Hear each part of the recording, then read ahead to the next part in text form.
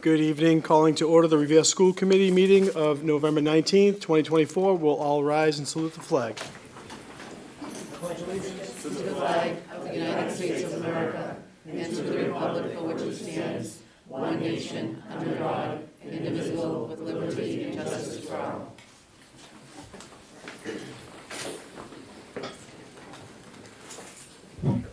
Dr. Garcia, would you call the roll? Sure. Mrs. Stacy Bronson Rizzo. Here. Mr. Anthony Caggiano. Here. Mr. John Kingston. Here. Mrs. Aisha Milbury Ellis. Present. Miss Jacqueline Monterosso. Present. Mr. Frederick Sanala. Present.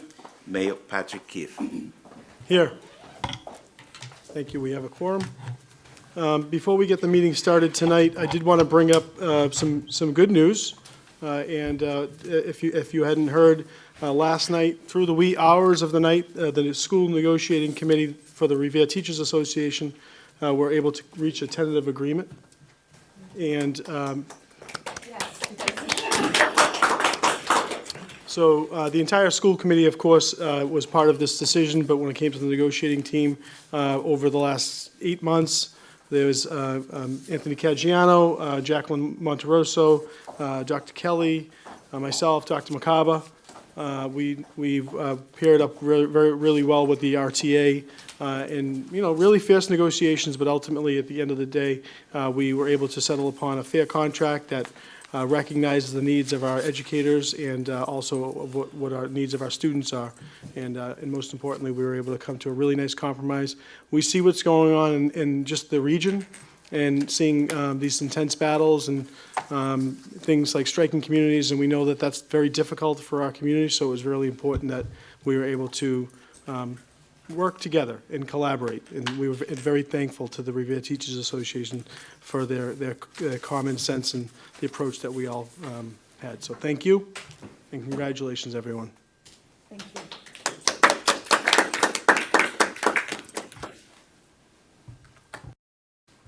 Missed recognition.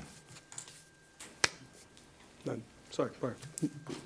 Okay, the consent calendar. Ms. Monterosso, do Motion to approve. we have a second? Second. Second. All in favor? Aye. We can do all in favor, right? All in favor? All right. Aye. So ordered. Okay, we have the student representative report. And I think we have a new one, right? No. Do we have a new student rep? We have a returning student rep and a new student rep. Yeah. Yep, we have in the audience Jalea Figueroa as our junior student rep for this year. Very exciting. Shall I start with the student rep report? Yes. Okay. I'm gonna share it. Yep.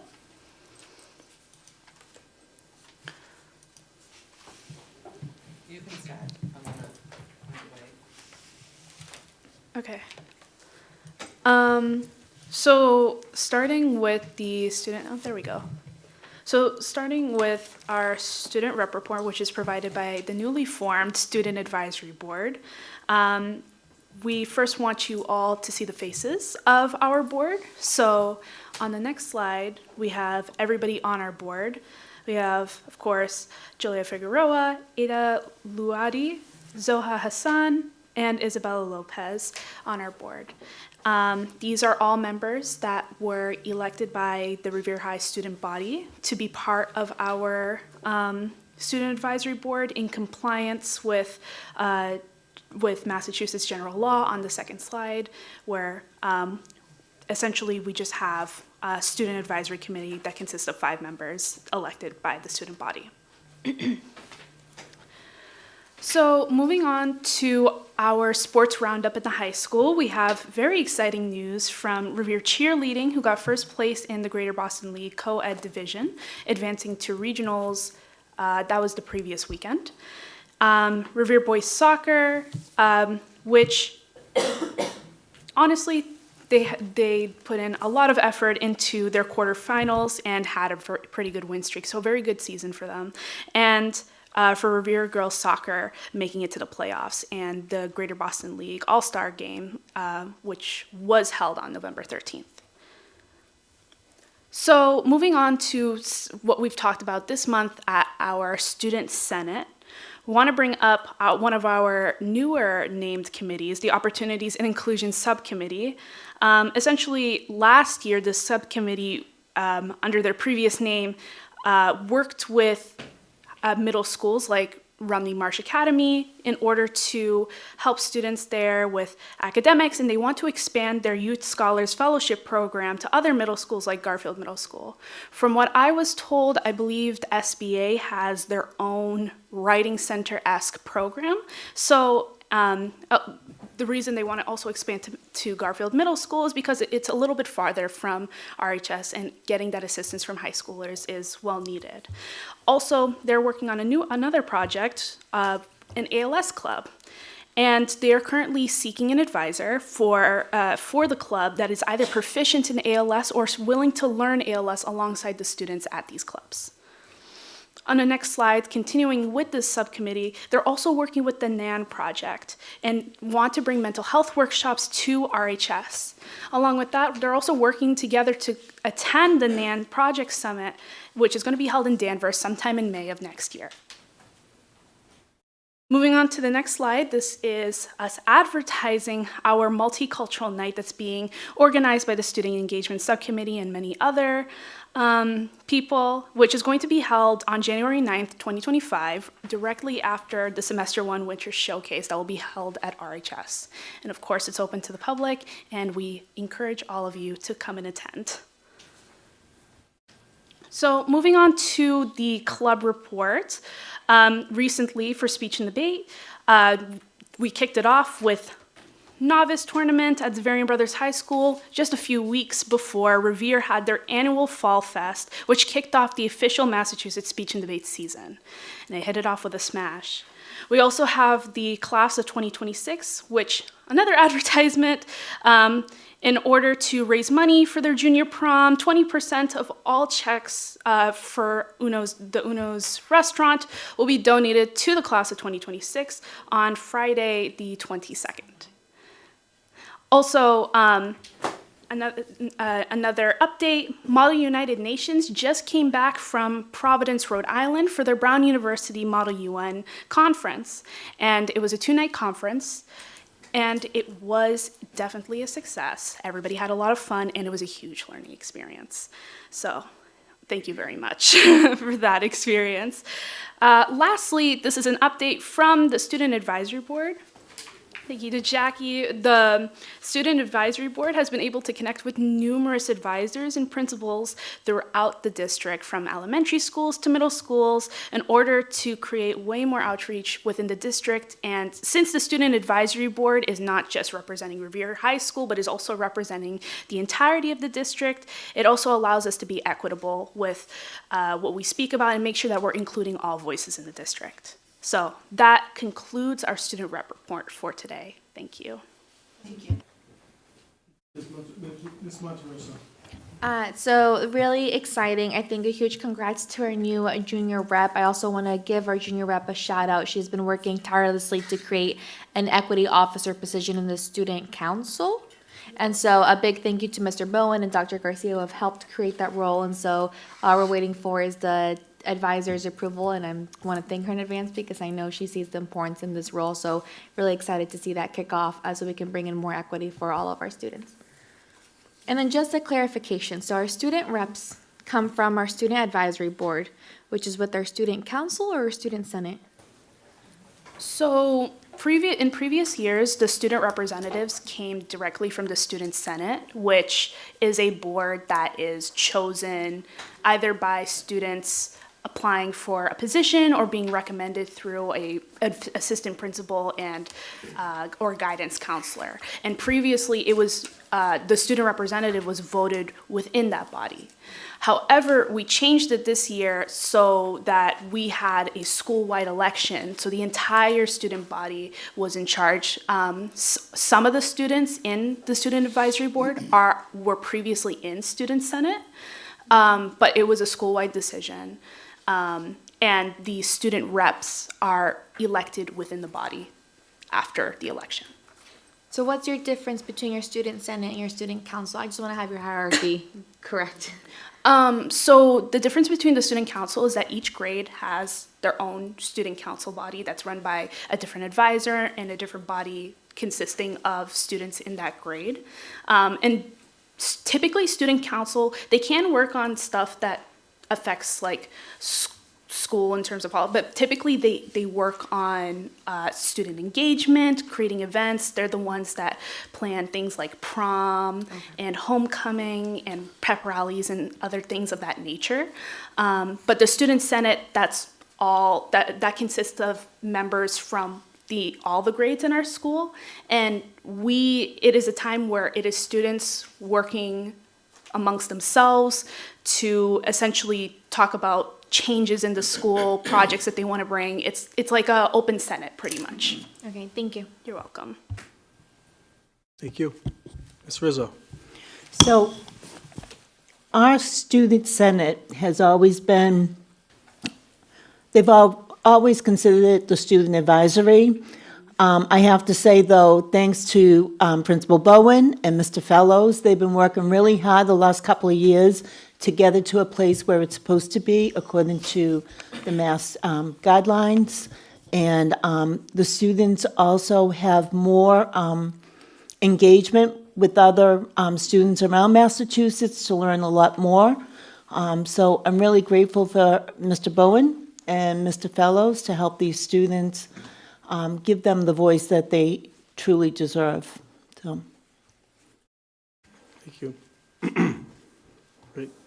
Thank you for your update. And welcome, Jalea. Thank you. Okay. Public speak. This portion is open to the public. If anyone wishes to speak, come on up. Or if there's anyone online, Ms. Kelly? No one in the webinar, no? Motion to close public speak? We have a second? Second. All in favor? Aye.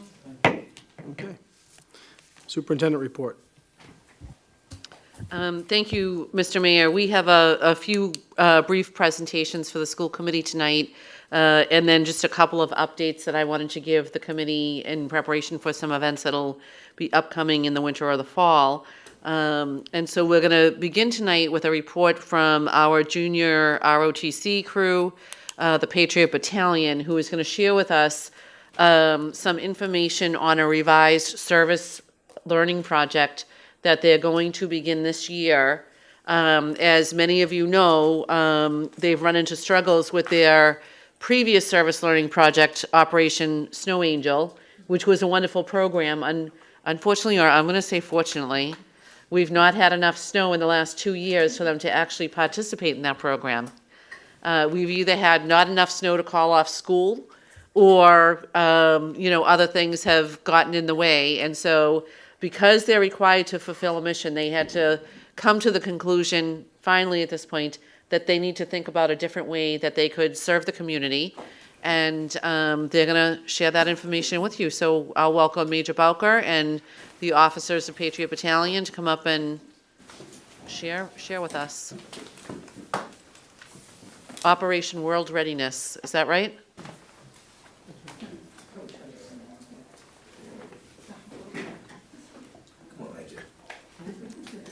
All right, we'll start there with the microphone being turned on.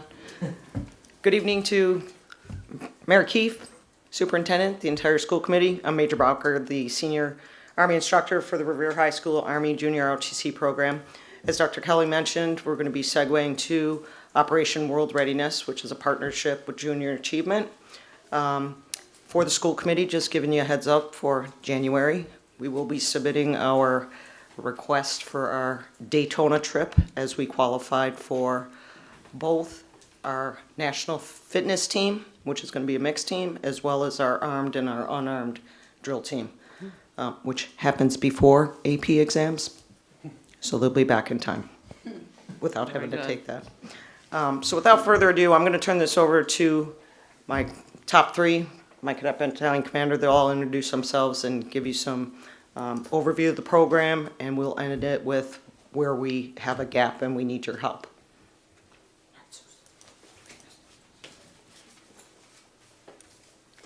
Good evening, I'm Cadet Souza, the Cadet Battalion Commander for the Patriot Battalion.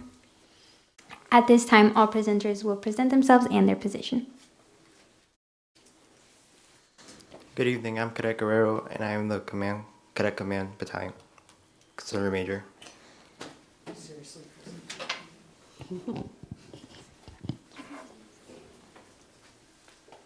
Good afternoon, I'm Cadet Giovanello, and I'm the Executive Officer for the Patriot Battalion.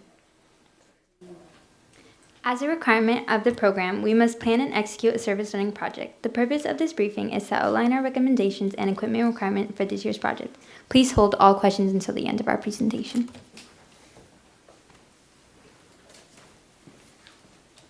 Cadets take an active role in the community. Our involvement in the community is absolutely essential to supporting and accomplishing the JROTC mission to motivate young people to be better citizens.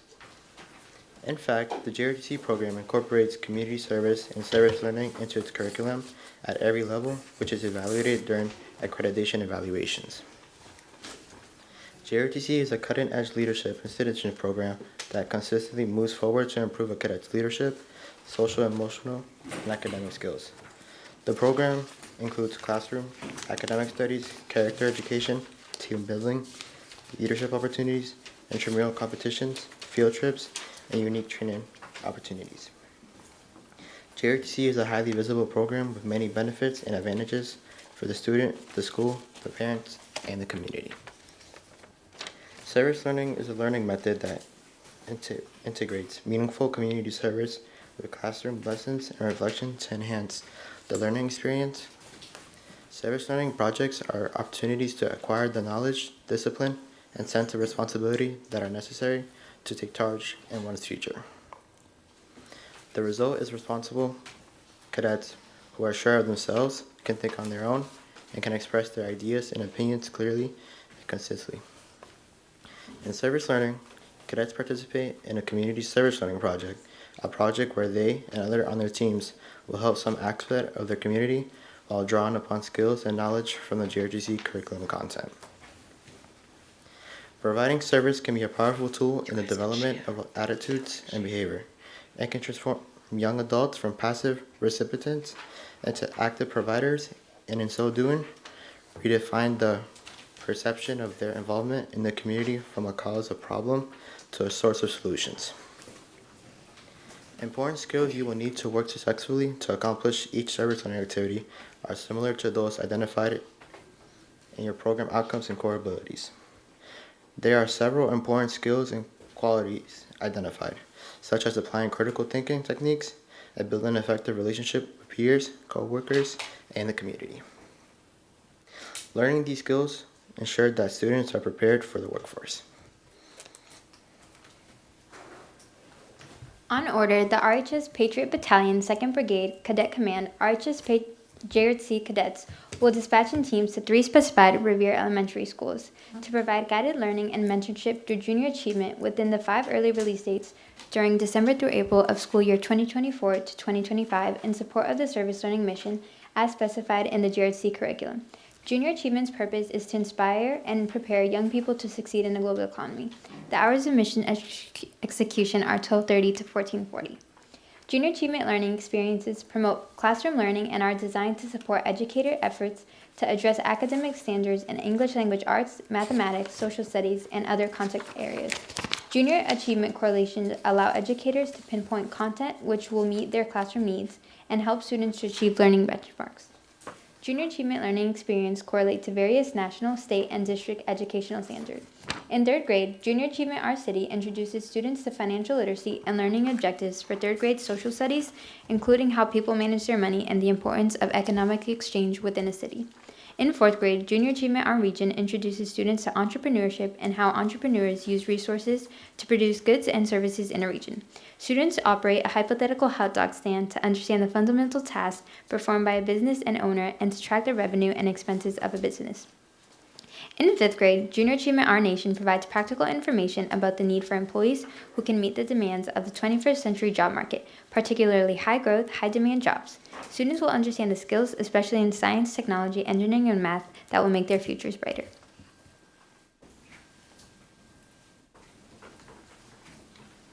This table shows the capacity of cadets we have been able to assign to each school. As our program and number of cadets increase, we are able to increase the number of cadets allocated to each elementary school and increase the number of students we can provide services to.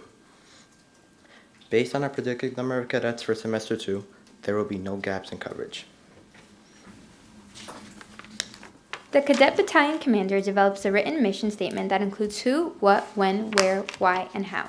The commander's role in step 1 of the Army's 7-step decision-making process is to provide purpose, direction, and motivation. Cadets need to understand, why are we undertaking this mission? How will the mission be accomplished? What will motivate cadets to successfully complete the mission? The commander's guidance gives the staff the information they need to focus on developing solutions, which can be general or specific, depending on the circumstances. We use a standard operating procedure, also known as SOP. The SOP is a list of actions to carrying out a given task.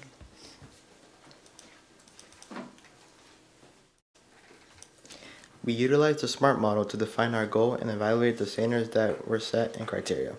A detailed comprehensive plan is provided along with all resources required to ensure 100% mission accomplishment. As we embark on the execution phase of our service learning project, these are some of our elementary school coordination concerns that we need to address through the help of the Revere School Committee. Each JROTC instructor will be positioned at each identified elementary school. Major Bowker will be at the Paul Revere Elementary School, Sergeant Major Callender will be at the Garfield Elementary School, and Sergeant First Class Burke will be at the Wayland Elementary School. On the district half days, RHS is dismissed at 1200, whereas the elementary school are dismissed at 1130. That is a 60-minute gap in coverage at each elementary school, accounting for cadets to get from the high school to their assigned elementary school. Each elementary school would be required to identify personnel to oversee the lunch for the junior achievement participants until the JROTC staff and assigned cadets arrived on site. We anticipate that cadets will arrive no later than 12:30, with the program starting at 12:40. Lastly, we are requesting assistance from elementary school personnel on junior achievement student dismissal procedures and a plan for students that are not picked up on time by their parent or guardian. We have worked through elementary school requirements to include messaging to elementary school principals, parental consent and permission slips for elementary student participation in Operation World Readiness, maximum capacity per grade level, elementary school student list by grade level, elementary school adult liaison during mission execution, and elementary dismissal and security procedures.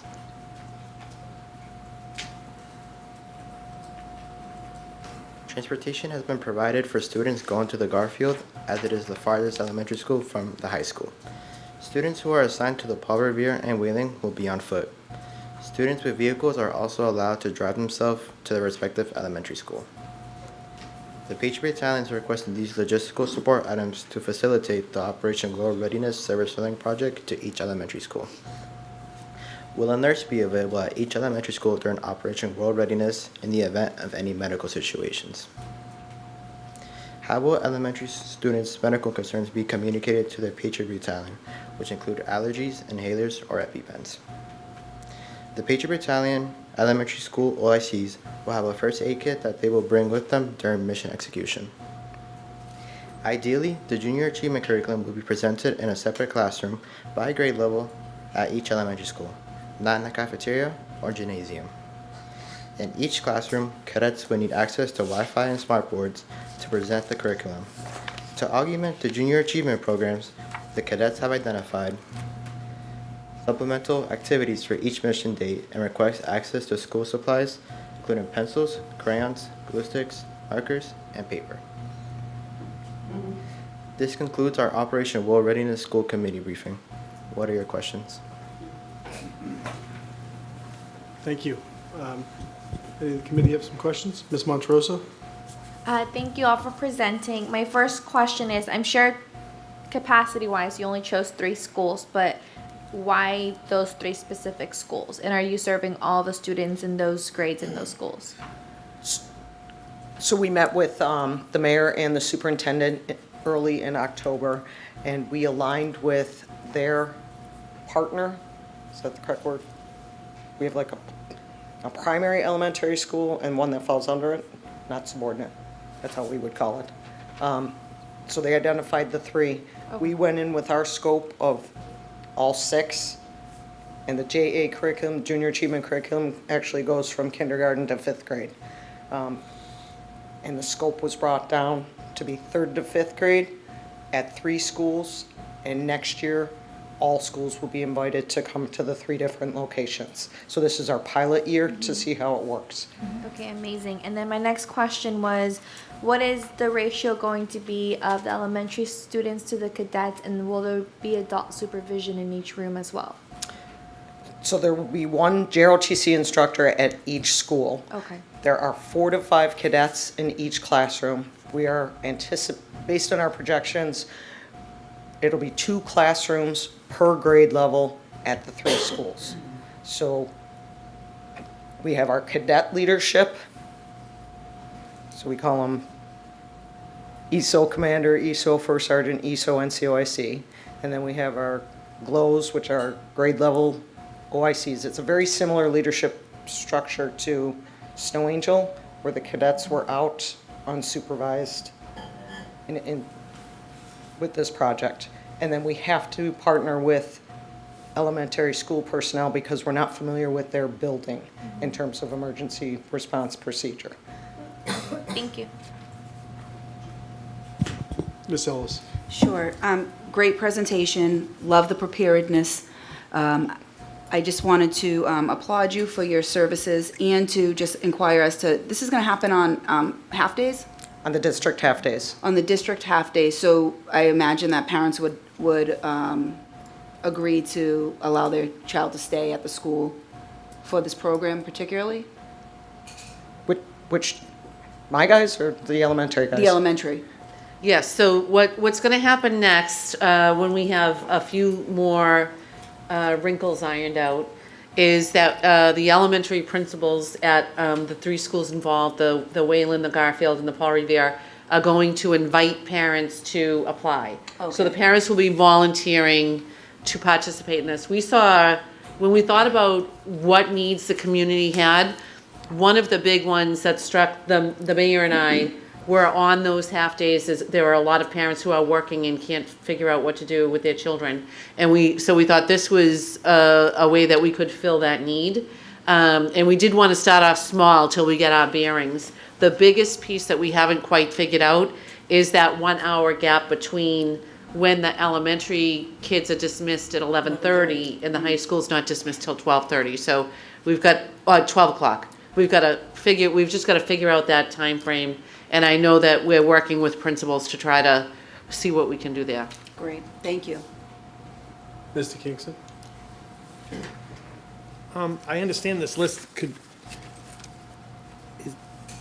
Could you explain the list a little better, I guess? Like, what do you, I know, I can see the list and I understand, but it doesn't seem to be anything too difficult on this list. But I was just wondering if there's anything. The services support, I think this is what you're looking for from us, I guess? Yeah, it's the 1 hour gap. Not this list. Everything else we've worked through the elementary schools specifically. So how could we help you with the 1 hour gap? We've got to figure it out, John. The Okay. principals will figure it out. Okay, thank you. And anyone else? I just want to, Mr. Garcia?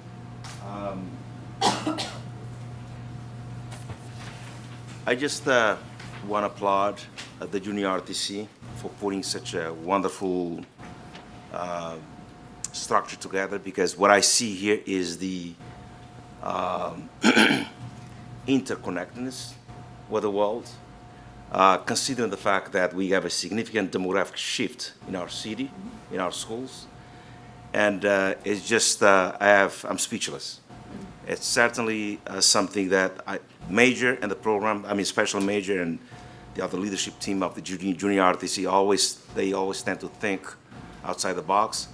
But this really connects to the global economy, the global market. And it's a nice way to expose our kids to these realities and see really that Revere Public Schools is not working in isolation, but we're working in a way that it will certainly make a connection with the world and vice versa. So I'm thrilled that you have this. Just reading through it makes me happy, especially as a pastor who have traveled to many parts of the world. I see great connection here. I should certainly, you deserve really a great recognition for putting this together. Thank you. Absolutely. Thank you. Well said. And just to elaborate a little bit, obviously, we're excited that this is the project that you came up with, that it was something that you wanted to do, your team, your cadets, and you put a great amount of thought into it. And it's just the youth engagement with the mentorship engagement is really, really good. But, there's definitely going to be people that see this and they go, well, the Snow Angel program, I just want to make it clear that they have a responsibility to achieve missions. And the last 2 years, unfortunately, they have had to, on the fly, change their missions because there hasn't been a mission. And whether the snow is so unpredictable. So this isn't, we're taking something away from someone. There's nothing that has been happening for many years. As a matter of fact, it's been almost 3 years since there was any real substance. So it hasn't been there. I know that this terminology, Snow Angel, everyone gets excited about it. Even last year, people, it wasn't used. And it wasn't because they didn't want to, it was because there was no mission. There wasn't sizable snow. And we know that. We know that Murphy's Law is we'll get probably more snow, and we're going to have to figure something else out to help support residents of need. But that's the truth, right? It has to be real residents of need. We can't just send a bunch of high school kids out to people's houses haphazardly. People have children, people have adult children, people have siblings, people have neighbors. That's what we need to do. We have low-cost landscaping companies that can help do this for a very, very low, moderate price. People that have real need, will certainly get the help. And we're going to put something out there from the mayor's office when it comes to residents of real need to get the support that they need. And we will be there. We have the ROCA program, which is paid for by the city, that we can help deploy resources to subsidize this. And then, but if you have a parent, if you have someone, an elderly person in need, if you have a neighbor, jump on it, okay? Because this, unfortunately, is it wasn't working to what the needs of this cadet program was there for. So, This sounds great. great job. We'll talk about the other options later from the city side. Thank you. Oh, Ms. Rizzo. No, I just want to thank you for coming up with the service learning. I find it much more community served, much more educational for not only for the cadets, but also our younger students, and great peer models. So I really thank you for this, and I appreciate having no snow. Thank you. Mr. Fasanella. Thank you. Major, I'd personally like to congratulate you on the program. I was a member of the school committee when you first started. You were solo. And the first appearance of the JROTC was at a Friday night football game, pouring rain. They paraded out, unfolded the colors, and it was kind of a program that, will it work, won't it work, is Revere ready for it? I mean, there's so many at the time, and you have shown yeoman's work with the staff, and the increase of staff, and the increase of students, and the pride that they walk through the high school with, or wherever they do, they represent Revere well. And congratulations. Thank you. Thank Good you. job. And to our students, our student representative, and listening to what you were saying, Dr. Kelly, what I see in the future is an opportunity to partner, because it sounded like you want to, your organization, I'm trying to figure out the hierarchy myself, wants to partner more and be more involved in the district. So I can easily see this expanding to our National Honor Society, specifically, who has to do certain things to maintain their National Honor Society status. And this may be another opportunity as we grow this to meet the need in all 5 schools. Six. Okay. I just made it up. I'll make sure to get the word out, and I'll make sure to let the people who would be really interested in hearing about collaboration with this project know. Yes, have them stop down in room 138. And for all of my naysayers on Snow Angel, I was here in 2015 when we did the mission 8 times and we had 108 inches of snow. And should that happen again, we will be ready. We will be ready. Thank you. Great job. Thank you. And the superintendent closed school for 2 consecutive days. To accommodate the shoveling. Thank you. Thank you. Next, we have Restorative Justice Community. Yeah, so the next presentation on the superintendent's report is from our Restorative Justice team, and it's an update from Linda Barber. And Lorenzo, is anybody else joining the presentation? I'll let Linda introduce the team. Good evening, everybody. Thank you. Good evening, everybody. Thank you for inviting us here. My name is Linda Barber. I am the Restorative Justice Coach, and I'm really happy to be part of this team of restorative justice practitioners who can introduce themselves. Hi, my name is Julie Gilmartin, and I'm the RJ Interventionist at Rumney Marsh Academy. Hello, my name is Melissa Hamilton. I am the RJ Interventionist at the high school. Hi, I'm Sarah Collum, and I'm the RJ Interventionist at the Susan B. Anthony. And I am Malcolm Mitchell, the RJ Interventionist at the Garfield Middle School. I think by the end of our presentation, I hope you'll appreciate what wonderful people this group of practitioners are.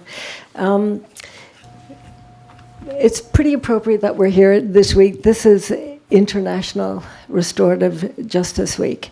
And I'm really happy that we're able to come together to share with you what restorative justice is and how it beautifully brings a community together.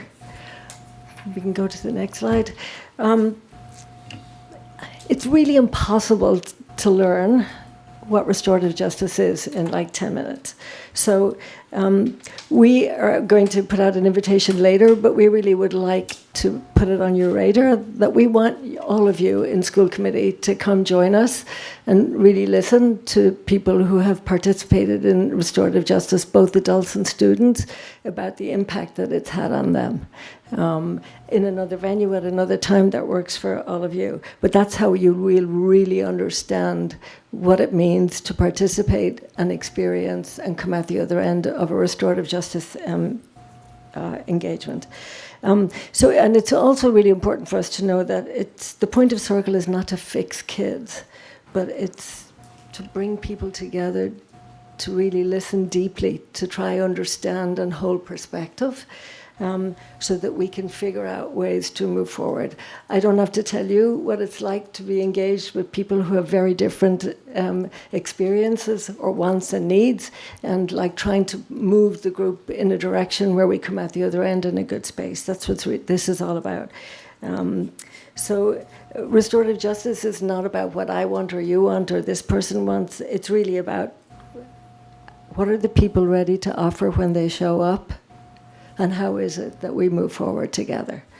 That's in essence what restorative justice is, the experience is.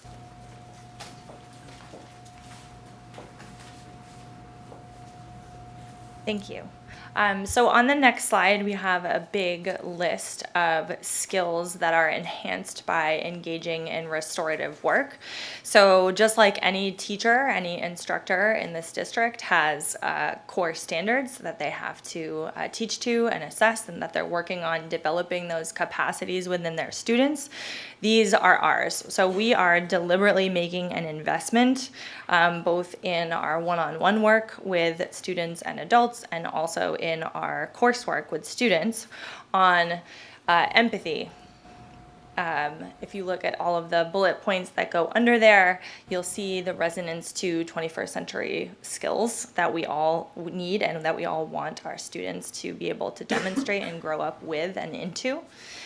We also, if you're looking at the top center, deliberately pour into students' skill set and capacity for mindfulness. We know that self-awareness is the building block of the CASEL social and emotional skills, and there's a lot of that in that mindfulness bucket. We also, if you're looking at the top right, help our students, thank you, that's so helpful, help our students to learn about honest expression, right? Speaking without judgment, using affective statements, and a lot of that goes into us encouraging them to increase their self-advocacy and the effectiveness of their self-advocacy. And then on the bottom, we have so much work that we do with students all the time in terms of communication skills. So both asking questions, flexing that curiosity, and using questions to determine the root causes of problems, to get to the bottom of issues together. But then also the art of request making.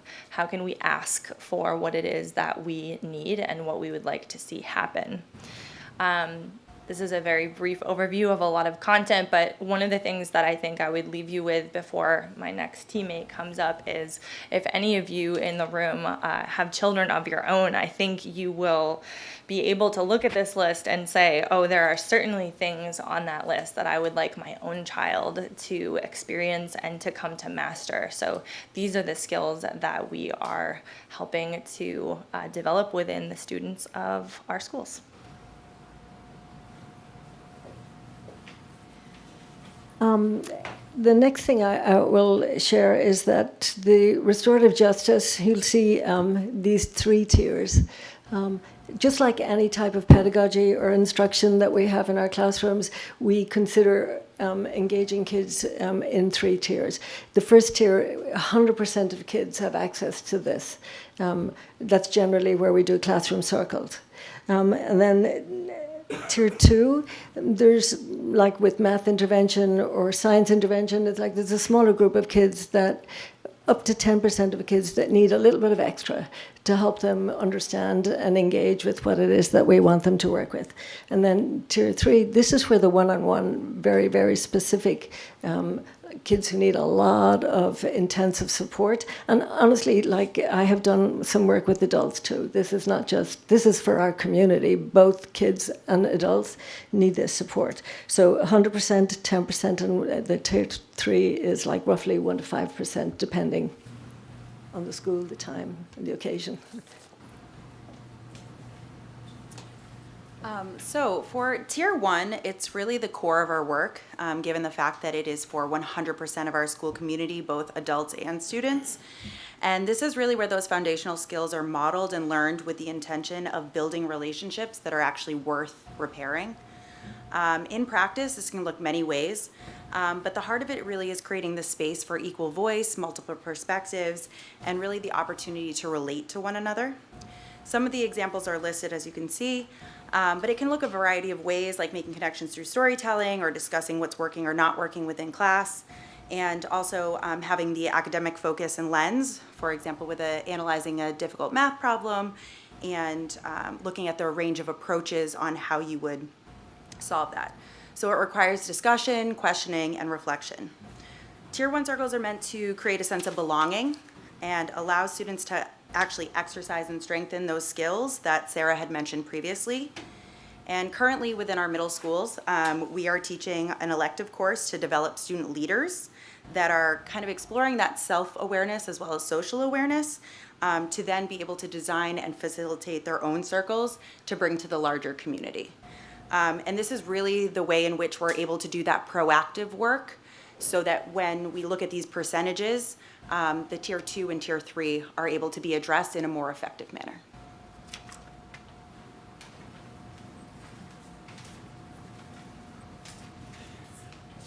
Again, we appreciate this opportunity.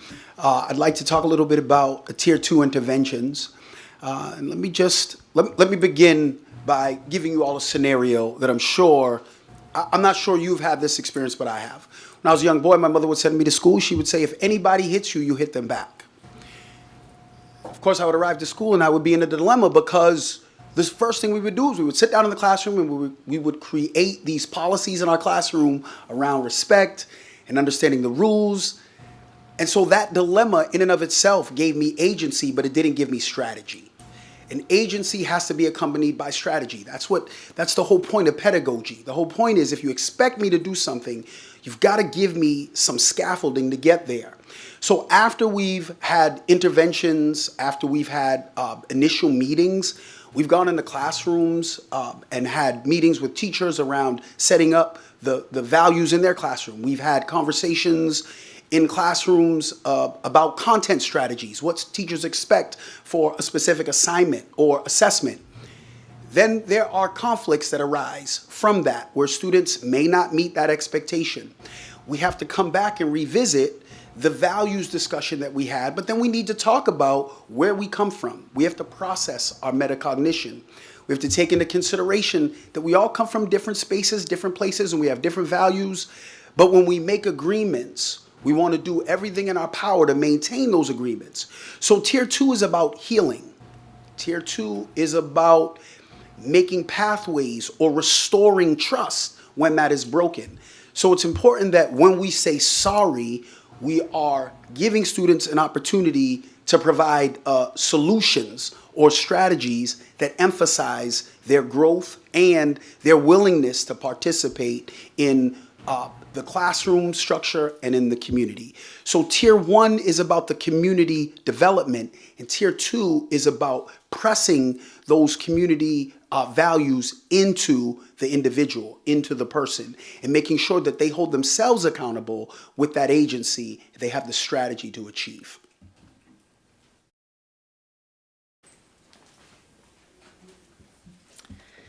Tier 3 circles deals with conflicts or harm.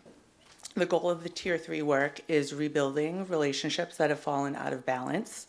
This work is more intensive and deals with up to about 5% of the school community. At this level, admin are involved through the referral process, as well as oftentimes participating in the restorative circles themselves. These circles are centered around long-term support, repairing harm, chronic or complex conflicts, as well as healing circles. Personally, I've had the honor of facilitating circles here at the high school where students have found themselves in escalated conflict and through sessions of collaborative problem solving and really prepping them to be able to formulate their thoughts and focus around the conflict and participate in restorative circles has been really beneficial for them in finding common ground in their feelings and perspectives around the conflict. And in instances after seeing the healing happen in real time, it's simply amazing. I often say it's infectious.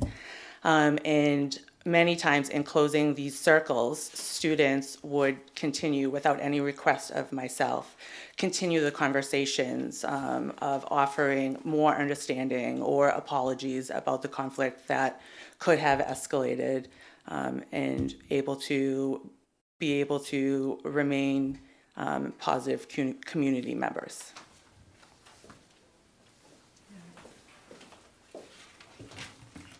So, where is the greatest investment of time? And the greatest investment of time is in Tier 1. The more time we spend focused on building supportive relationships, the less time we're spending doing cleanup. And we need a community where we value relationships so much that we don't want to hurt them. So investing time really helps us reduce the desire kids may have to damage, hurt, or fight. And when conflict or harm has happened, because we have a strong community, kids have greater investment in actually fixing things. It's very difficult to fix a conflict between someone that you don't know, you don't care about. It's much, much easier and safer to go into a space to attempt to heal and repair a rift that has happened between two kids. So this work can be practiced in communities everywhere. And let's really expand on the idea of community. Community is in a classroom, community is at home, parents and kids. Community here is school committee, central office. Community is like building administration and their faculty. There are lots of opportunities where we can come together and really strengthen our relationships. So during tough times, we have something to work with, which is key. So that brings me to I've shared this that for you all to read at another time, these common myths. But if we move forward to the next slide, really what I want to do is to invite you all to participate in this circle, this idea of we have so many adults and kids who are ready to tell their story, but we can't do it here for privacy reasons, for confidentiality reasons, and for time. But if you can give us some time and show up and circle up with us, we'll give you all the street data that you need to be able to see why this is effective, why it's working, and why it's important that we're investing the way you do in restorative justice, and I really appreciate that.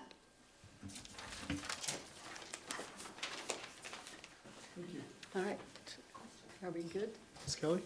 I just one thing I wanted to comment on, and I'm sure you've all been collecting the data on the interventions that you've done with students. I happened to be talking to Principal Bone about this last week and happened to see Melissa's data where there have been 82 now conflict resolutions. So things that could have become fights that were not fights because of the resources that Melissa gave the kids and how to deal with their conflict and the circles that they did to restore the relationships that were in trouble. And I just think that's hugely important. I'm sorry that I don't have the specific middle school data. I'm sure you could all share it, but I think it is conservative to say that there have been a couple of hundred issues between kids that we've prevented from becoming more than an issue and resulted in kids being removed from school with suspensions or, you know, things of that nature. So the work is really important. It's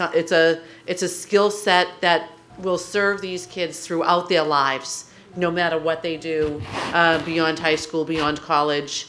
So thank you all for the incredibly hard work that you do and for meeting our kids when they're their most vulnerable and most upset and helping them find the path back to belonging. Thank you. Thank you. Ms. Milbury-Ellis? Sure. Just one quick comment. Dr. Kelly, you actually just touched upon my only question was centered around the data. So I would be interested in seeing those figures. It's good food for thought and allows us to justify the good work that's being done. So if we could collect that, that'd be great. Thank you. Ms. Monterosso? I just want to say, restorative justice has been around for a while, but for some people it can feel very new and it can be very hard to get non-educators on board. But thank you for constantly showing up, for showing us and teaching us what it is. You're doing important work. I know that there could always be pushback when it comes to restorative justice. So thank you so much because it's working. Mr. Kingston? I'm going to read the myths because I think I need to at times, sometimes. But I will say this. I went to a luncheon today and the DA for Essex County spoke and they just hired a restorative justice person in their office. While I think he realizes it's not going to work in every situation, he's hoping that it'll work in some. So I thought that was interesting today that was said. He made it a point to say that at his discussion today. So I wish you good luck. Thank you. Thank you. And I know that you're imploring us to join a circle. I would love to, and I know that some of our colleagues will certainly do it. So we'll get in touch with you. And because you're using a different toolbox, right? Yeah. I learned the same example you did, right? You get hit back. So that was how it was done 30 years ago, 20 years ago. That's what we taught. So there's different tools in the toolbox now. It's different levels of acceptability that we're trying to teach these different norms. So thank you very much. I look forward to joining a circle soon. Thank you very much. Appreciate the time. Thank you. Happy lunch time.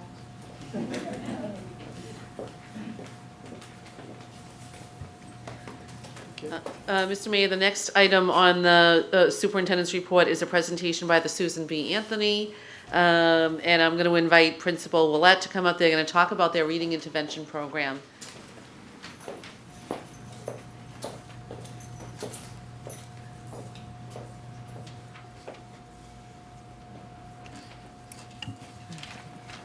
Good evening, everyone, and thank you for the opportunity to speak with you tonight.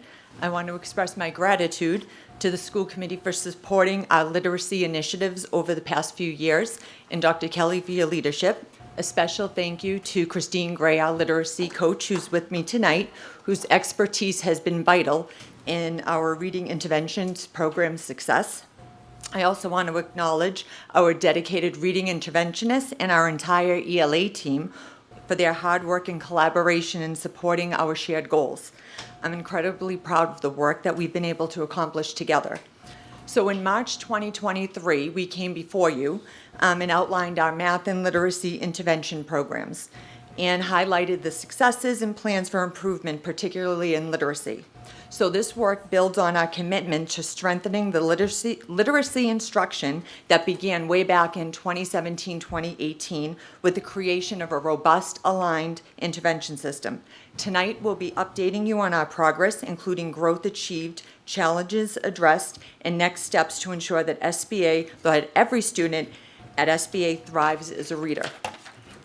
All right, so tonight, our focus is on these three key objectives: highlighting how collaboration between the ELA team and reading support staff has strengthened literacy instruction and enhanced our intervention program, showcasing student successes and growth during the 23-24 school year, demonstrating the impact of our strategies, and outlining data-driven adjustments for the 24-25 school year to address evolving student needs and build on our progress.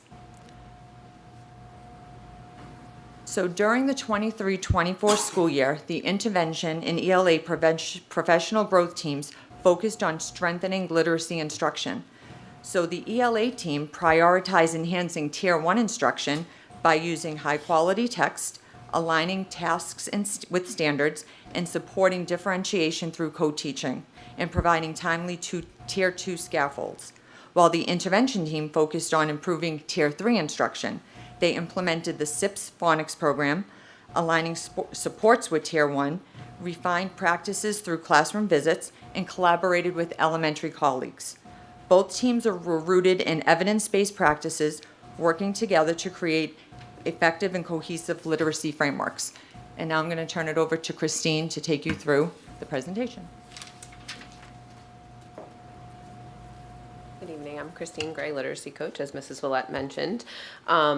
We should have collaborated with the RJ group because they also talked about Tier 1, 2, and 3. And so you're going to hear that again a lot. But as Mrs. Willett mentioned, that this really picks up where we left off the last time we shared. So that first presentation a year and a half ago was really about all the systems and structures and all the work it took to get the right staffing, the right people. And then we were able to, in the last year, really commit to a lot of adult learning and work and collaboration. And one of the key features of the ELA team's work was really strengthening that Tier 1, because it connected also to the RJ presentation about that's for everybody. That needs to be strong, and we need that to be at its best. And so I'm going to highlight two things really that the ELA team kept at the forefront of their work last year. And one of them is this. I know the font is very small, but this is actually a literacy block instructional outline that was developed by the middle school curriculum team through our work with the GLEAM team and our partners TNTP a couple of years ago. We're very fortunate to have, I think, about 9 staff members from SBA on that curriculum team. So this basically is just a vision for what effective literacy instruction at RPS middle schools look like. And so we really kept this at the forefront of our planning during PGT time in our conversations and common planning with our special educators. And some key features of this instructional block outline are that it's really focused on having a clear a clear goal for the lesson that's aligned to a standard, thinking about varieties of groupings that we can do as opposed to always whole group instruction, and then really talking through the execution of a lesson, which teachers don't often get to talk about as much, but is what are students doing with this time? What is a teacher or what are teachers doing during this time? And if we go to the next slide.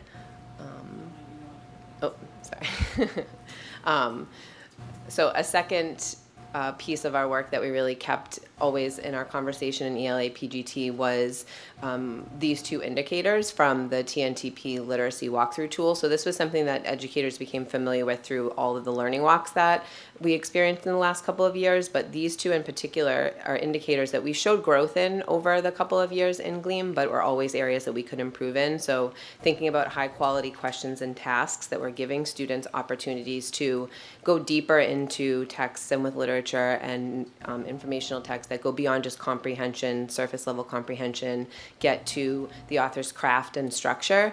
And then secondly, thinking about student ownership. Are the students actually responsible for doing the thinking in the classroom? And so that really gets us through, again, talking through the execution. How am I giving students opportunities to persist through challenging tasks and with challenging texts? And how am I going to push students to be the ones doing the complex thinking when their answer is not quite precise enough, and I'm going to push them to be the ones without over scaffolding or directing them correctly or right to the correct answer. And it was really these two, I mean, this is summing up a lot of hours of work and time, blood, sweat, and tears, but really those two things stand out to me as commitments that the ELA team really focused on time and time again in their planning. And it was me being able to say to the ELA team, we have the right systems and structures and support in place to determine and identify the students who really need reading support, and they are getting that in their reading support class. And so it's very important for us to keep high expectations for all students in the tier 1 and avoid over scaffolding, because it's, teachers obviously want to help the students who need the support, but that can lead to maybe a little bit of lowering expectations. So maintaining high expectations for all students, which leads us into, with this strong foundation in tier 1 on the next slide, this sums up, again, a lot of work, but in just a quick summary, this is what we were able to spend our time in intervention PGT doing, is really saying, okay, we've got a pretty strong, solid tier 1 curriculum. The ELA teachers are challenging all students. They're not over scaffolding things, but you have the students who need the support with you. And so we were able to look at the tier 1 curriculum, look at where students are in the curriculum, what texts they will be engaging with, how they're going to be asked to engage with them. And then we actually would read through those as adults, analyze the text for what makes them complex, anticipate where students with comprehension struggles may hit a wall if they're being asked to do with that with great independence. And then that allowed our interventionists or reading specialists to plan lessons that help pre-teach some of those text structures, vocabulary that's used in maybe an unusual way, and even sort of develop some note-taking structures that support students' surface level comprehension, so that when they get into ELA class, they're ready to engage in the deeper, more independent work and do that with more confidence. So anecdotally, I saw a lot of, I know the ELA and the intervention teams didn't actually ever meet together, but they talked in the hallway and they exchanged emails. And it was the ELA teachers be very excited to see a student bring in something that they had learned in intervention or reading support, and that would help them engage with the curriculum. And so I know they were always kind of exchanging messages with each other. So anecdotally, we felt like it was working, but of course we wanted to look at some of the data. So on the next couple of slides, this is just at the spring. We do 3 benchmarks a year, and this was our reading inventory that we were using at the time last year.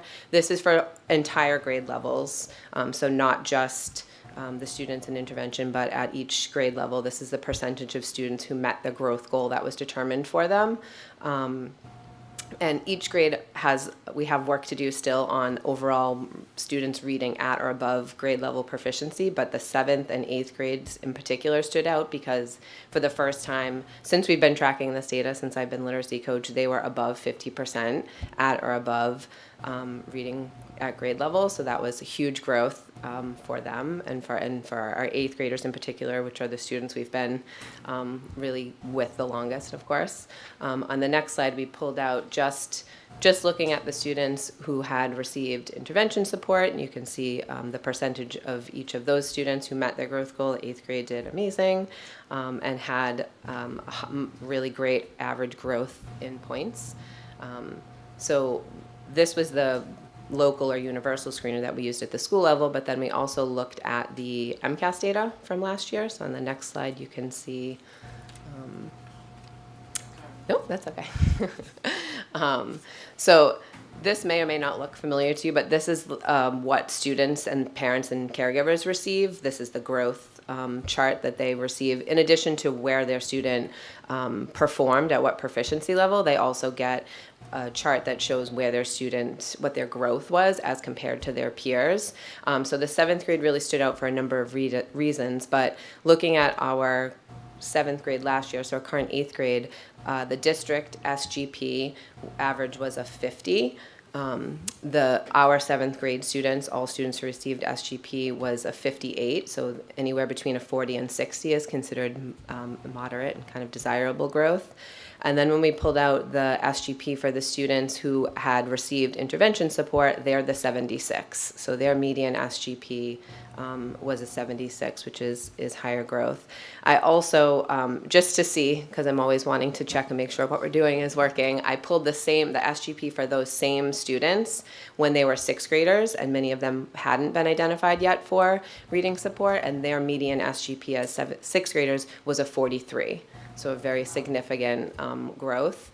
And then the next slide, which I will own up to it, that my math coach partner definitely helped me create this.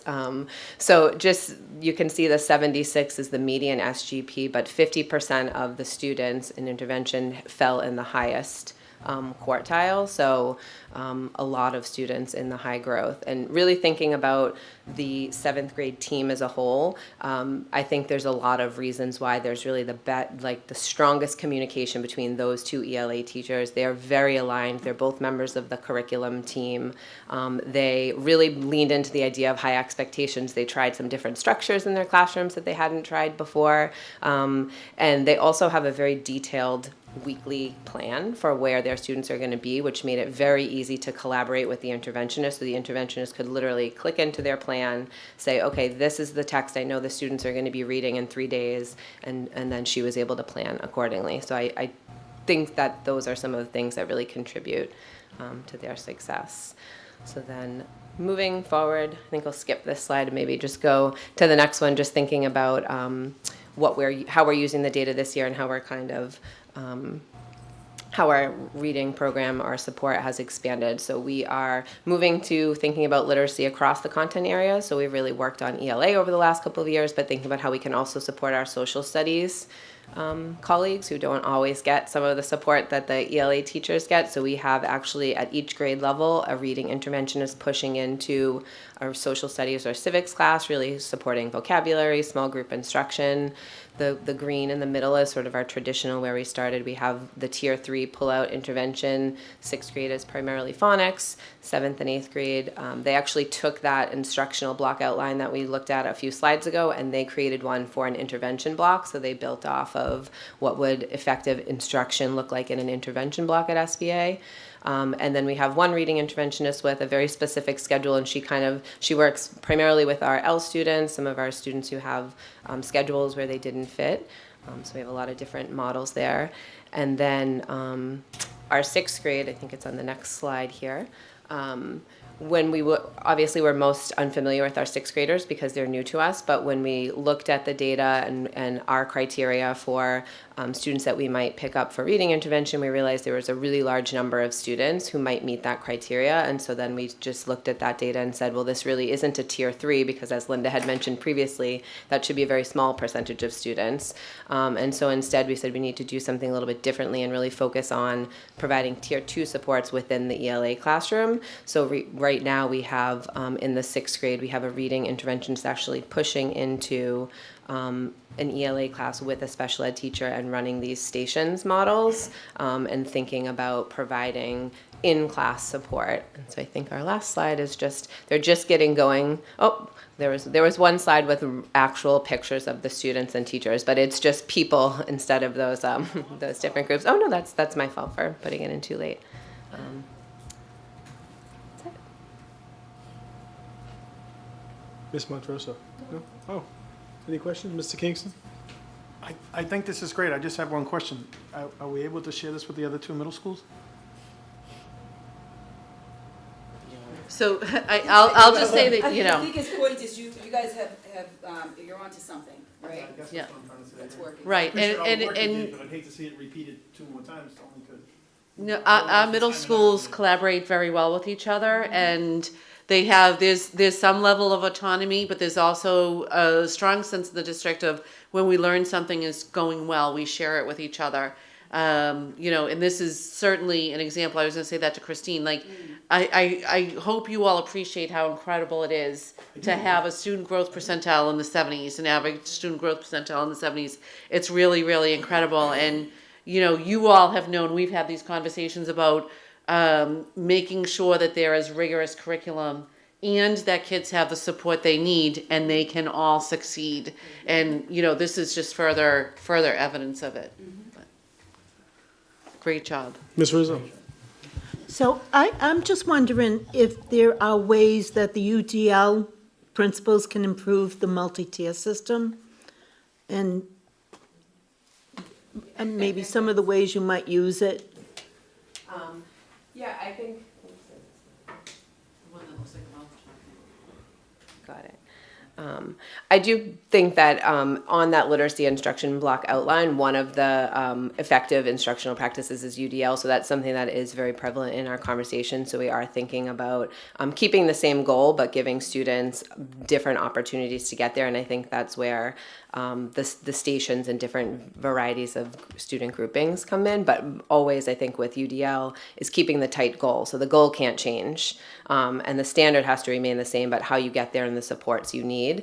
And the supports have to feel, the students have to know that they're support. So it can't just be giving a whole bunch of resources. They have to know why they're using them and how that works for them. And I think that the intervention program has actually been really helpful for students to recognize. Like I'm constantly talking to kids about their experience in intervention because it's not something that we want to do to them. We want it to feel helpful for them. And so I think making sure that they see that as a support, but always making sure that they know like there's a clear goal. That's the grade level standard that everybody's working towards.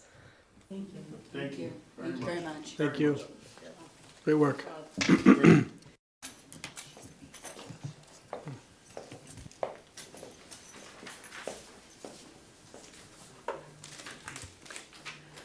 So just the last couple of things on the superintendent's report are really just some verbal updates.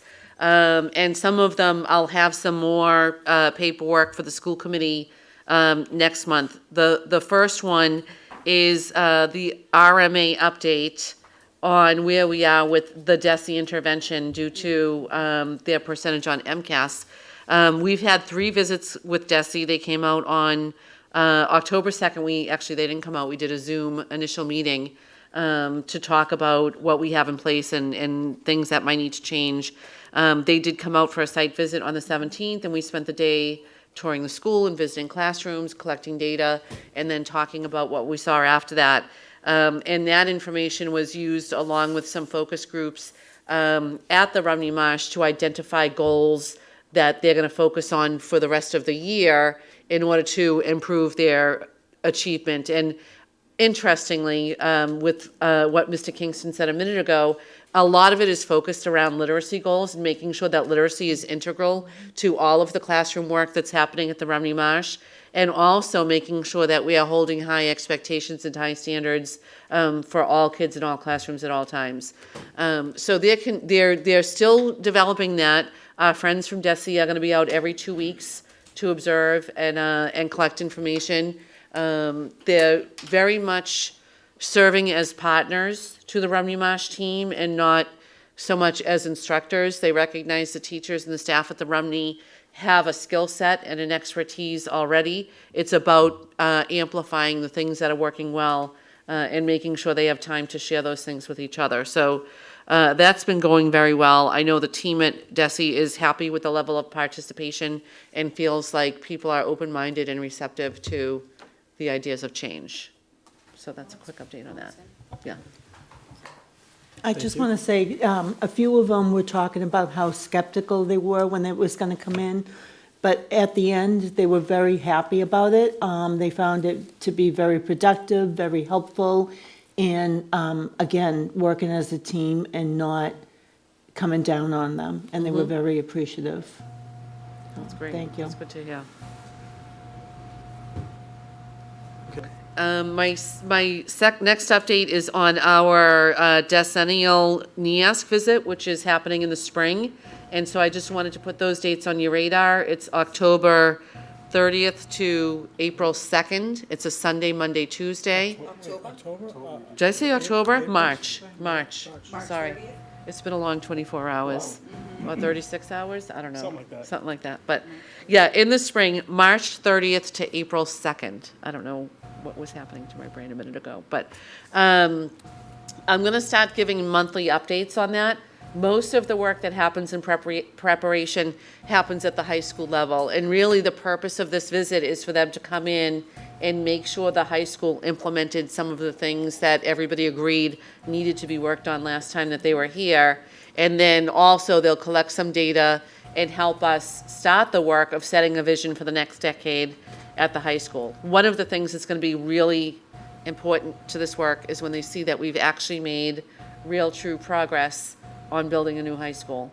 That's going to be enormous because they're going to understand our ability to really provide a high quality education to our students in that new facility that's coming online. There is a role for the school committee to play in that. They'll want to meet with you all. And there'll be different things probably on the Sunday evening and the Monday that we'll want to engage the school committee in. And as we get past the first of the year, they'll send us a more specific schedule that will have details. But if for now you could just kind of keep that on your radar, March 30th to April 2nd for our decennial visit. And then I think the only other thing that I wanted to put on the committee's radar, and again, this is something we should start thinking about and looking at our existing practices, is with the MCAS ballot question language, which now says passing MCAS is no longer a requirement for a high school diploma. The committee might want to look at what our graduation requirements are and see if there are any changes that they want to make there. One of the things that we anticipate as a result of this ballot change is that a lot of kids are not going to take the test seriously. So we have to think about that. Another piece is a lot of our students who had some special needs would do an alternative portfolio to submit for MCAS. What do we want to do about that if we're going to continue that practice that had teachers collecting papers over the course of a year? And often there would be an assessment of that portfolio in relation to the work demonstrated by peers. So I'm just putting this on the radar. We administered the retest as we were required to in November. The change took effect December 1st. So it's a spring retest that kids will not be required to take. We might, we're still thinking about this as a school, but what we're thinking of doing is encouraging especially seniors to still continue to do the retest until they pass, because we know the legislature is a little bit up in arms on exactly what they're going to require in the coming months. And what we don't want to do is get to June and have a senior who didn't bother with the retest realize that there is in some way a hurdle there. So just to update the community and update the committee, that's kind of where we're thinking, but more to come on that in December, January, February. And that concludes, I think, the superintendent's report. Thank you very much, Dr. Kelly. All right, so no hearings, but we did have some subcommittees, and we had, was it plant maintenance, and we had safety subcommittee as well? And policies and procedures. So why don't we go with plant maintenance first? All right, thank you, Mr. Chairman. The committee met along with members Stacy Bronson Rizzo and John Kingston. Three matters came before us. Was number one, through Mr. Kingston's intercession, playground or tot lot for a small learning group at the school.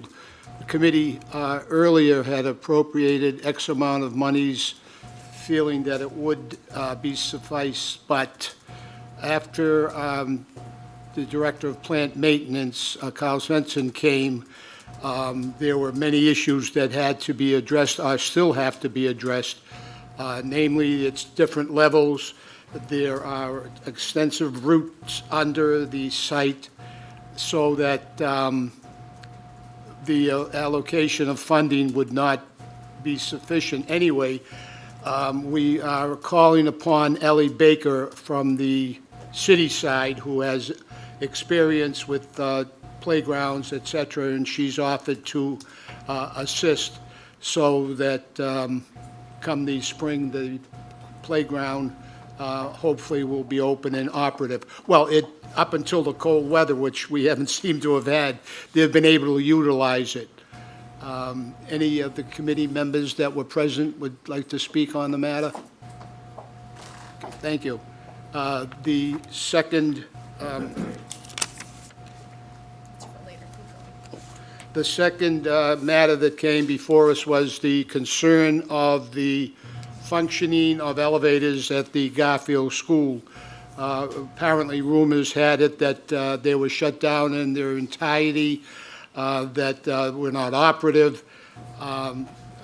The Director of Plant Maintenance, Carl, suggested that rumors can do dangerous outcomes, so that if you have a question, to call proper authorities and get updates onto what's going on. But the city does have a contract with an elevator operative company that constantly monitors city elevators, not just in the school department.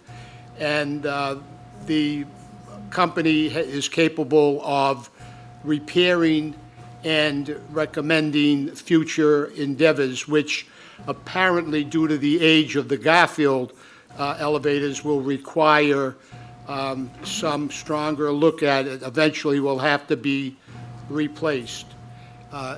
Any of the members at the committee hearing would like to speak on it? Okay, thank you. The third and final was, we don't understand how it came before this committee, but was bus passes or added buses.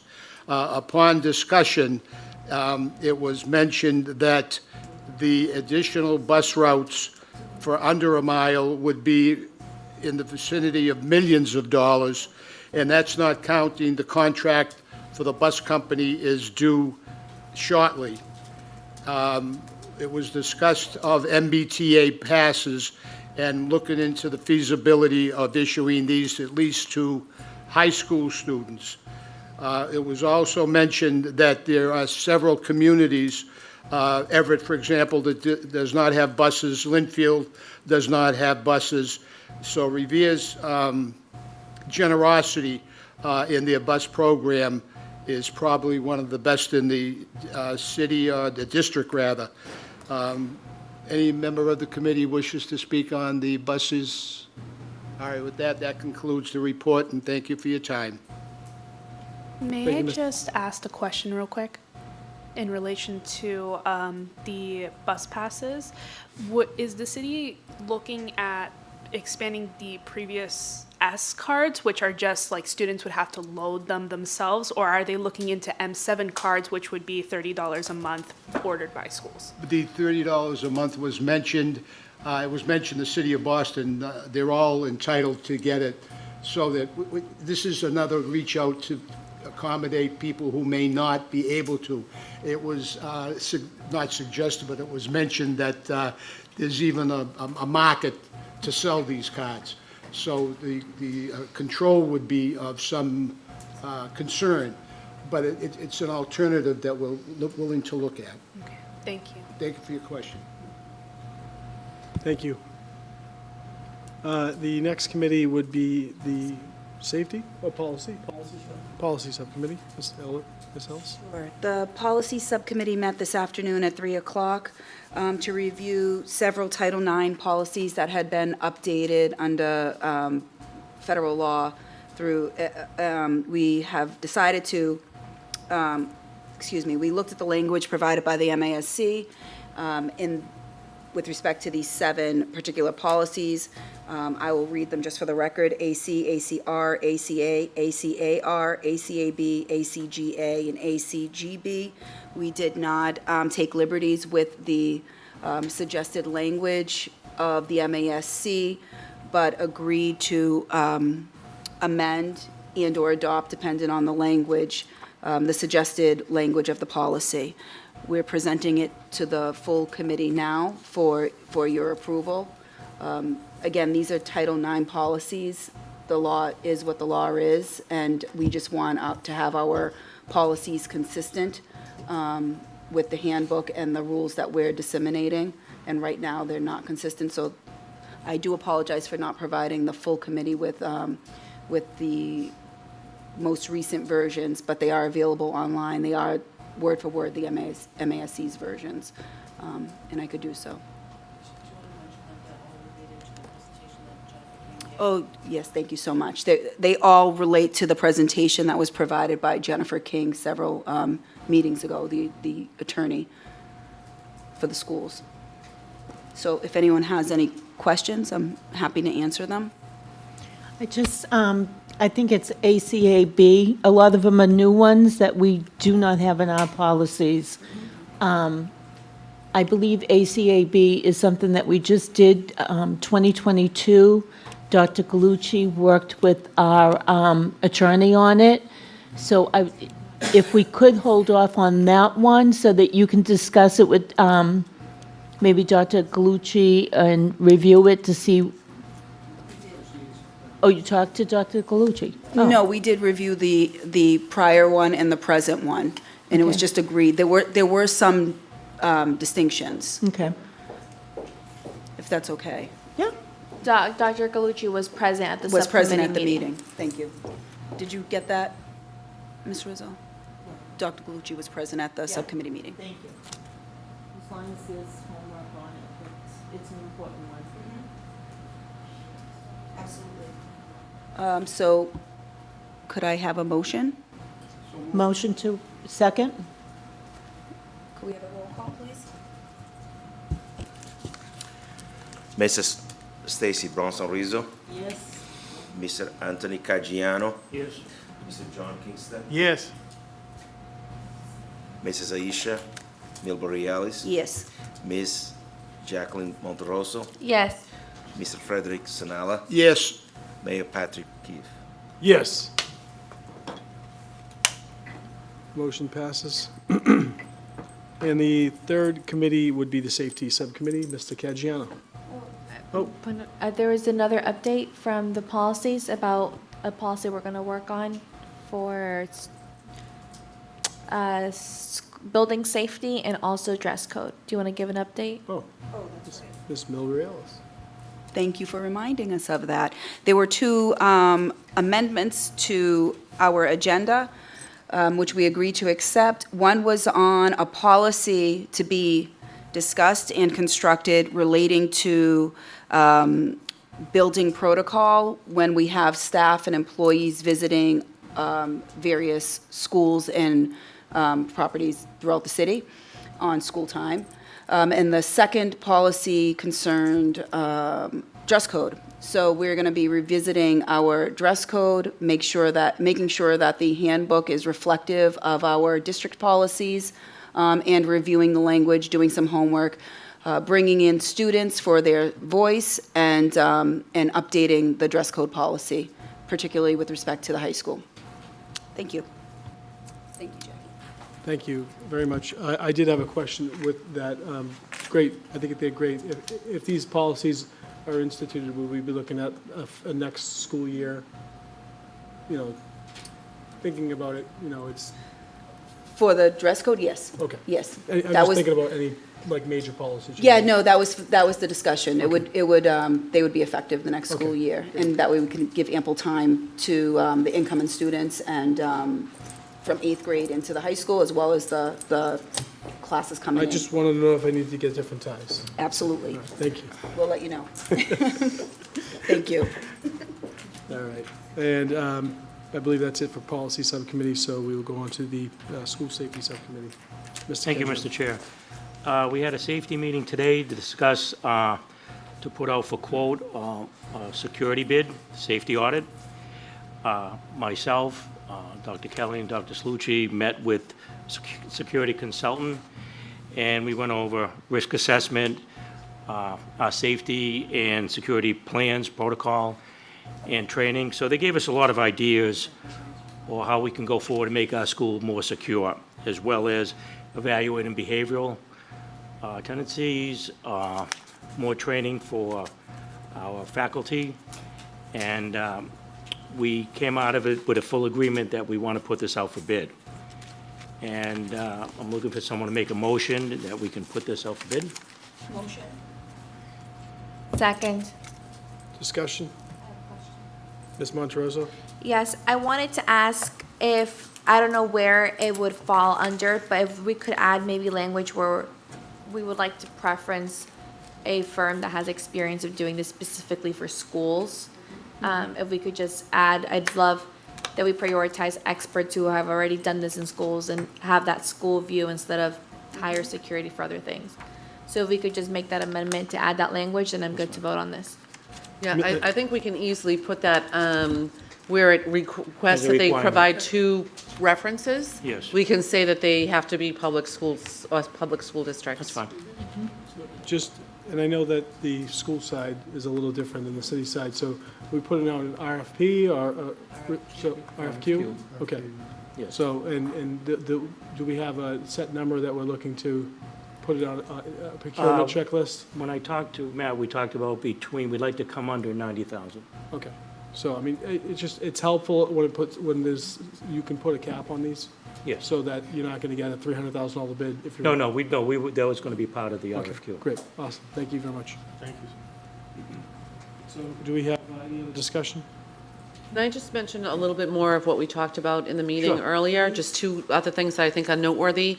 One is that we talked about adding a piece where they would, as part of this process, since they're going to be looking at all of our security and facilities and everything, that they would also look at the plans for new high school and just let us know if there were any gaps that they saw there. And then the second piece that's going to be a little bit different from the sample draft that you're all looking at is that we already have existing safety plans, so rather than have that be a full part of we need a whole new safety plan done, we want them to audit our existing plans and tell us where the gaps are. And, to Mr. Caggiano's point, that could be a lot less expensive in the quote that we receive if they know that we have plans that we want them to evaluate as opposed to we want them to write plans. So. Thank you. Any other discussion? No? Motion to approve? Roll call. Mrs. Stacy Bronson Rizzo, Yes. Mr. Anthony Caggiano, Yes? Mr. John Kingston, Yes. Mrs. Aisha Melby Ellis, Yes. Miss Jacqueline Monterosso, Yes. Mr. Frederick Sanella, Yes. Mayor Patrick Keefe. Yes. Motion passes. Mr. Caggiano, is that it for your subcommittee? Any other news from your subcommittee? No, that was the only thing on the agenda. Thank you. Thank you for your update. Okay. The motions for this evening, I know we have Ms. Milbury Ellis or Ms. Monterosso.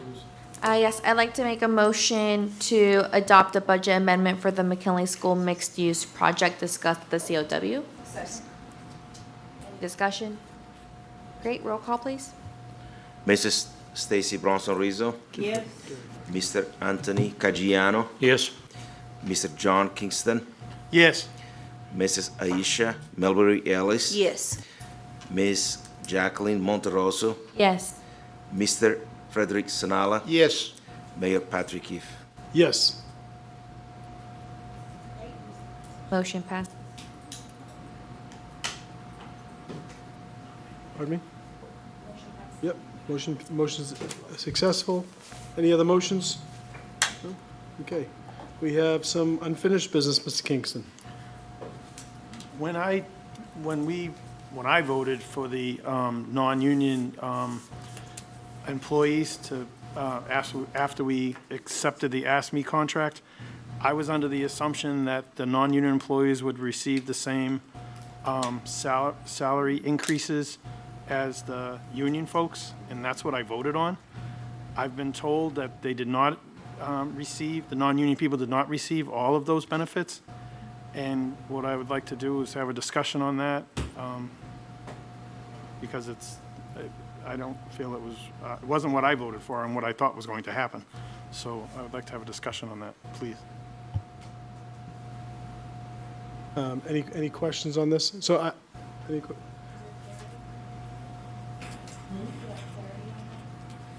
I believe the motion that was made by the committee and that you all voted on, and I believe you all voted in the affirmative, was that the cost of living raises approved for AFSCME be extended to non-union employees. Sorry, my brain is not working anymore today. And so that is what we did.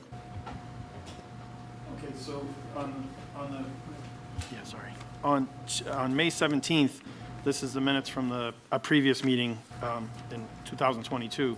The wording was different. And in my opinion, for my vote anyway, my thought was they were going to get everything that the union folks get. So the motion that was presented in 2022 was that we, the Revere School Committee, grant the same salary increase that has been granted throughout the school system to all non-union employees. Other enhancements that have been added to the ASME contract and are applicable to non-union workers will be granted to them. I believe that's probably what should have been read at the meeting. It wasn't. There's a significant difference on the longevity piece for the non-union people, for what they received and what the union people received. And I just, it's not necessarily the employee's fault that he's not in a union. I don't know if they're given that opportunity or not, but they're not. And the spirit of the motion, as far as I was concerned, was for them to receive everything that the others didn't. So, Mr. Kingston, the motion was as read, so if the interpretation of every member should have been what was on the paper, not assuming something from 2 years ago. So everyone at that moment had the right to make an amendment or change the motion or enter into discussion. So everyone should have voted knowingly on what was on the paper. okay. All right, well, I'll put a motion at the next meeting to ask for the non-union members to be given the. And just so you while we're discussing, Mr. Kingston, I certainly, I think that I would like to get a little bit more detail on how many people this affects. If we're talking about 2 people, 3 people, I think that we'd all say, hey, you know what, it could be workable. If we're talking about a large, it's just what's the ramifications of our vote? What's the financial ramifications? Is it a couple $100, or is it a couple $1,000, or is it a couple $100,000? And just making sure what precedents we set. Just to be clear on that, when it comes to taking bargained rights and then just spreading them out arbitrarily, kind of negates why some of the unions fight to have unions. So, and that's fine. I mean, but I would imagine we could get grievances from unions on this, and I don't want to deal with that. So, just to think about, just food for thought. Sounds good? Also, I don't believe we can bring up a motion to revote. I just wanted to have a discussion, and that's what I just asked for a discussion. That's all I asked for. I'll put it on the agenda for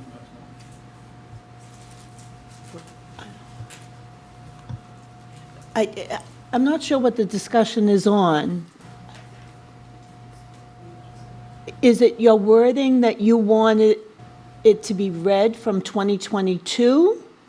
Or, I'm not sure. I don't think we're being fair. But I don't think we're being fair to the.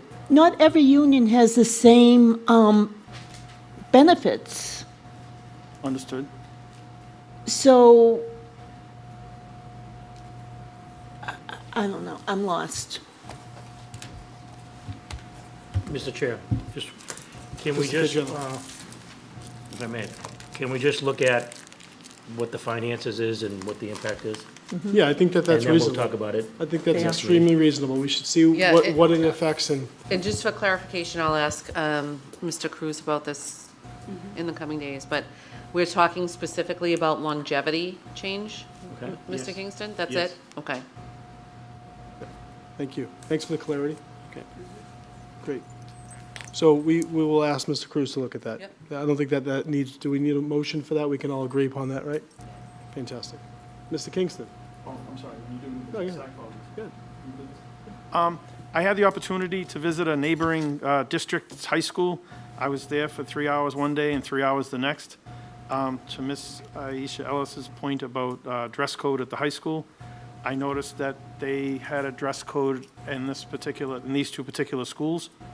They're an urban district just like us. And I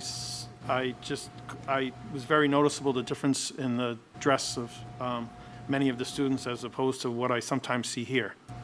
The other thing that I noticed there that really stood out was, and I saw hundreds of students. I was in each building for 3 hours. It was a financial literacy workshop. They sent, I'm pretty sure they sent the entire building through during the course of 3 hours. Every single student that I saw had a name, had an ID on, every single one. I commented to an admin that was walking by, and I said, could I ask? I said, I haven't seen one student without an ID. And they said, they have to wear them, and we enforce it fully. And I said, okay. So I don't really think that happens here.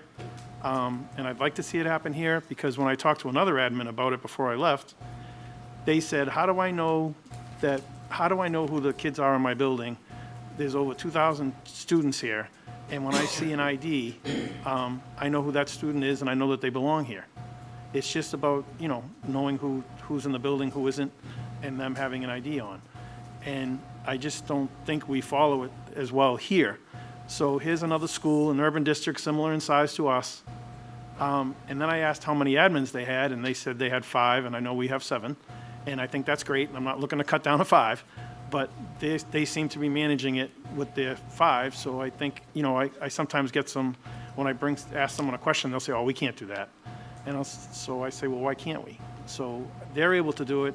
I saw it firsthand in 2 different buildings on 2 different days, and not one student didn't have one on.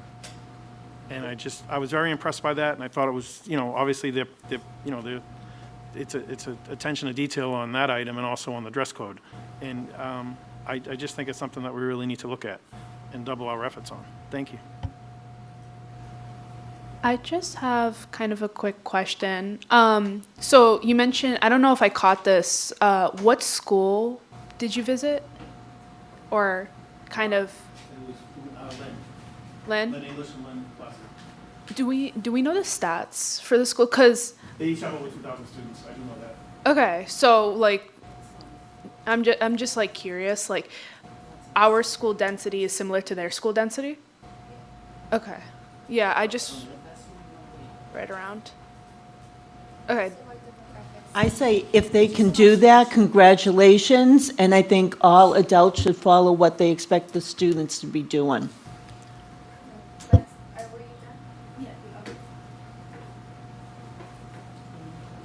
Anyone else? So what's the will, Mr. Kingston, of your, just bringing it up? Just bring that to mind. Thank you. Motion to adjourn? Do we have any new business? That was new No. business. Good. All right. I lost track. I think all of us have a little brain fog. Well, yeah. Any second on the motion to adjourn? Second. All in favor? Aye. Oh, hold on. Were we supposed to do something for the committee about the teachers' wages? The committee? Not yet. They have to ratify. Yeah. I should have the MOU from Nick tomorrow, and then I'll send it to everybody, and then. Great. Well, thank you. Motion to adjourn? All in favor? Have a great night.